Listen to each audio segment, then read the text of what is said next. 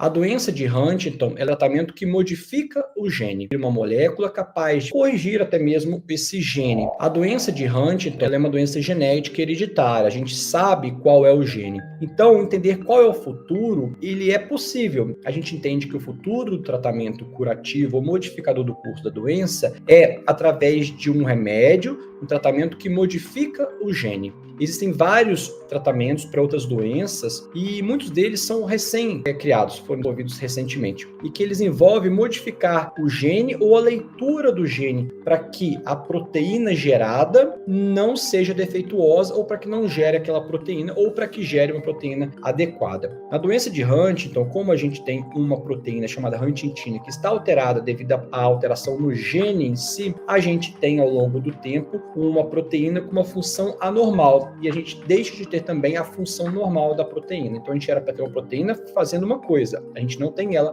porque o gene está alterado. Mas além disso, essa proteína alterada ela se acumula, levando à morte neuronal. O futuro do tratamento, no meu entendimento, é a gente ter uma molécula capaz de fazer uma leitura ou então corrigir até mesmo esse gene. Corrigir o gene é extremamente difícil, mas ler o gene de uma forma diferente, pulando aquele pedaço defeituoso, é uma coisa possível e é a premissa dos atuais tratamentos. O primeiro tratamento genético proposto foi o medicamento Tominersen, que inicialmente era do laboratório Ionis, mas depois foi comprado pelo laboratório Roche. Esse medicamento, hoje denominado Tominersen, foi estudado e viu-se que de fato diminuía a proteína huntingtina. Entretanto, não diminuía e causava benefícios. Mesmo com a huntingtina diminuída, os pacientes eles não tiveram melhora. Então a gente tem que entender melhor a doença de fato e infelizmente isso leva a um atraso. Dessa forma, o Tominersen parou de ser utilizado, embora esteja em alguns protocolos bem específicos ainda sendo estudado, tá bom? Agora, a gente viu recentemente sobre a molécula AMT-130, em que eles usam um carregador viral, um vírus modificado, e o vírus, quando entra na célula, ele mistura o DNA dele